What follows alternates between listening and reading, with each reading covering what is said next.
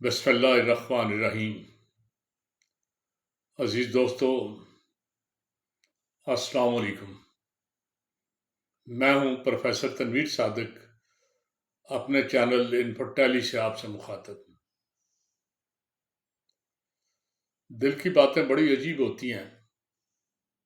آج میں دل کی باتیں دل کے حوالے سے ہی کرنے چلا ہوں۔ دل کو بعض روگ لگتے ہیں اور ہر عمر میں لگتے ہیں۔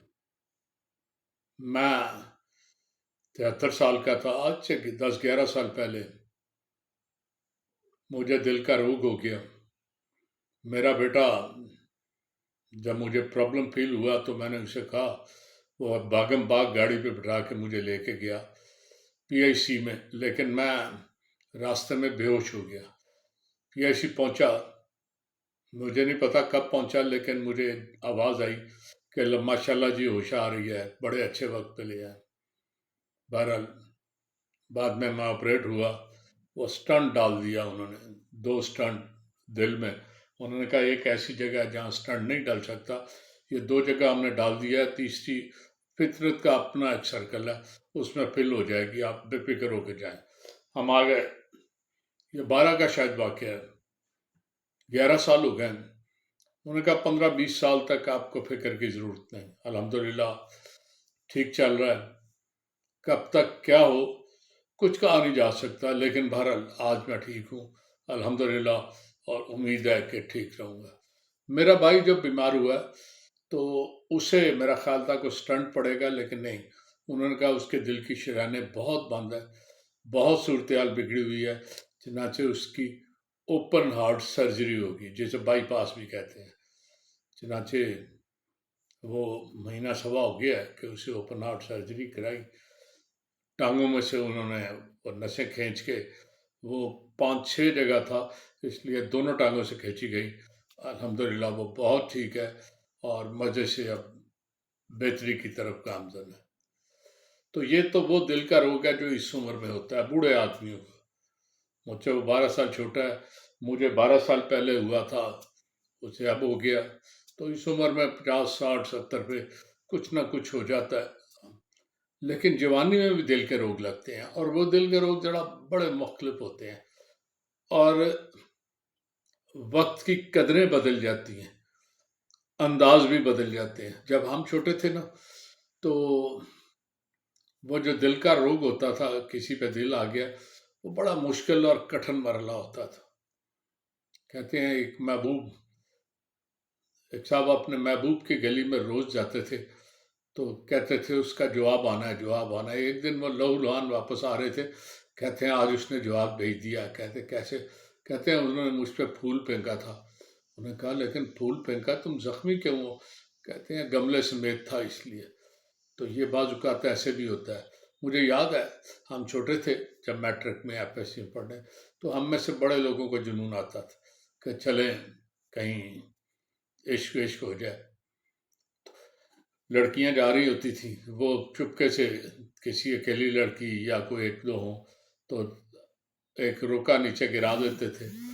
لڑکیاں عموماً اس روکے کو ٹانگ سے نالی میں پھینک دیتی تھی، لیکن کوئی اکا دکا اگر اٹھا لے تو امید بن جاتی تھی۔ نتیجہ یہ ہوتا تھا کہ دوسرے تیسرے دن وہ اس کے ارد گرد ہوتے تھے اور امید کر رہے ہوتے تھے کہ جوابی رکا آئے گا۔ اگر لڑکی کے بھائی خاصے زیادہ ہوں تو رکے کی بجائے وہ 3-4 دن بعد وہ آ جاتے تھے اور دوگے جاتے تھے پوری طرح لڑکے کو۔ یہ بھی ہم نے دیکھا ہے۔ لیکن بعض لڑکیاں جواب دے دیتی تھی اور پھر عشق شروع ہو جاتا تھا۔ ہمارا ایک دوست تھے، میٹرک کے میرے کلاس والے تھے۔ میں ایک دن اپنے محلے میں باہر نکلا تو وہ تھکے تھکے آئے، آ کے مجھے گلے ملے، کہتے آؤ یہاں بیٹھ کے گپیں لگاتے ہیں۔ میں نے کہا کیا ہوا ہے؟ کہتے ہیں یار مجھے عشق ہو گیا۔ میں نے کہا کس سے؟ کہنے لگے والد صاحب کا ایک دوست ہے، اس کی بیٹی سے بڑی اچھی لگتی ہے مجھے، میں چاہتا ہوں اس سے شادی کر لوں۔ تو میں کہ والد صاحب سے اظہار کروں؟ کہتا نا نا نا نا، تم میرے والد صاحب کو ملے ہوئے ہو؟ میں کہا بالکل۔ کہنے لگا ان کا جاہ و جلال دیکھا ہے؟ وہ تو در و دیوار کامتے ہیں جب وہ گرج رہے ہوتے ہیں تو میں جرت نہیں کر سکتا انہیں۔ تو میں نے کہا پھر لڑکی سے بات کی؟ کہتا نہیں نہیں، slow and study wins the race. मैं कोशिश कर रहा हूँ कि आहिस्ता आहिस्ता लड़की तक पहुँचूँ, उसे महसूस करा दूँ कि मैं उसके पीछे पीछे हूँ। तो मैं क्या आज क्या सूरत थी। कहता है 1 महीना हो गया, पहले दिन मैं कम से कम 2 फरलांग के फासले से उसके पीछे था, लेकिन फासला कम होते होते 1 फरलांग पे आ गया। सिर्फ 2 माह की और बात है, ये 1 फरलांग भी कवर हो जाएगा। और वो 1.5-2 माह गुजरे तो उनके कोई अजीज लड़की के बाहर से आए, और बाहर वाले दूल्हा लोगों को बड़े पसंद थे, उन्होंने लड़की को ब्याह दिया, वो चली गई। वो बेचारे का 1 फरलांग आज तक कवर नहीं हो सका। अब भी वो कभी कभी बैठा याद करता है, कहता है बस जब तेरे शहर से गुजरता हूँ, जाने क्यों तुझको याद करता हूँ। तो वो मुझे वो याद आए। एक हमारे एक दोस्त थे, बड़े जिंदा दिल, बड़े कमाल चीज थे, हर हाल में खुश रहते थे। उनके वालिद साहब बड़े मजसी आदमी थे, चनाचे बेटों का भी वही मिजाज था। घर के बाहर उन्होंने गली में कुर्सियां रखी होनी, लोग आ रहे हैं बैठ रहे हैं, मैं भी गया हूँ, वही बैठ जाना, उनके वालिद साहब से भी, उनसे भी गपशप होनी। एक दिन मैं मिलने गया उसे, मैंने कहा चाचा जी वो कहाँ है? कहने लगे पुत्र बैठ जाओ, अभी आ रहा है वो।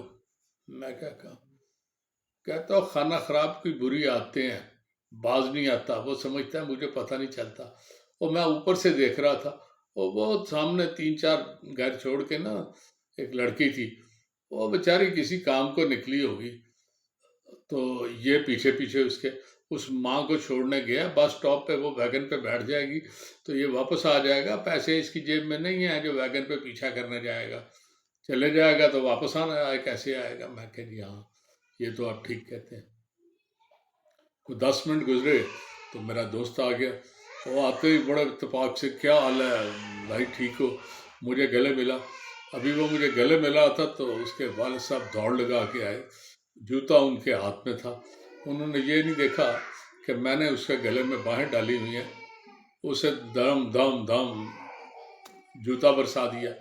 वो मैंने बड़ी मुश्किल छुड़ाया। मैं कहा जी, और नहीं इसको पूछो उस माँ को छोड़ने कहाँ गया था, कहाँ छोड़ के आया, बड़ी मुश्किल से छुड़ाया। तो ये तो उस शाख का हाल था। लेकिन अब दौर बड़ा अजीब आ गया है, मैं बड़ा तलख होता हूँ, बड़ा अफसोस होता है। खदीजा मस्तूर ने लिखा था कि जिस घर में जवान बच्चियां हों, उस घर के मकीनों को हवा के झोंकों से खौफ आता है। मैं हैरान हूँ, यूनिवर्सिटी में बच्चियां फिर रही होती हैं और खुद लड़कों को फंसा रही होती हैं कि किसी तरह को शादी के लिए बंदा मिल जाए। मेरी एक कुलीग थी मरहुमा, वो हम बैठे हुए तो वो दूसरी को कह रही थी कि अपनी बच्ची को कहो, आप तुमने उसे लम्स वैसे अदारे में दाखिल, तो वहाँ तो बड़े अच्छे लड़के होते हैं, माहौल भी बड़ा अच्छा है, उसे को अपने को साथी का इंतखाब कर ले, तुम बूढ़ी हड्डियों के साथ कहीं रिश्ता ढूंढते कहीं मारी मारी फिरोगे। तो मैंने उसे कहा ये तुम क्या उसे सबक दे रही हो? कहने लगे नहीं नहीं, अब हालात का तकाजा है, हम शादी करेंगे बच्चों को पसंद ही नहीं आएगा, अपनी पसंद से। तो दुआ करें कि कुछ हालात बेहतर हो जाएं।